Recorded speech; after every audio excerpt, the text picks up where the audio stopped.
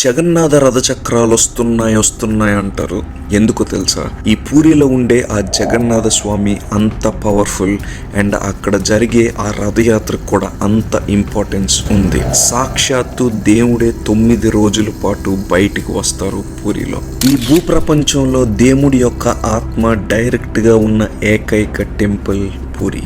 జగన్నాథ స్వామి ఇంద్రద్యుమ్నుడు అనే మహారాజుకి ఇచ్చిన మాట ప్రకారం తన భార్య అయిన గుండీచా మహారాణి గర్భంలో ప్రతి సంవత్సరం 9 రోజుల పాటు కొలువుంటారు.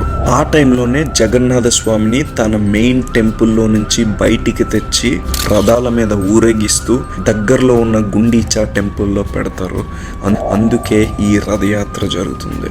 ఇంకో అమేజింగ్ ఫ్యాక్ట్ ఏంటంటే పూరిలో జగన్నాథ స్వామి చెక్క రూపంలో పెద్ద పెద్ద కళ్ళతో ఉంటారు.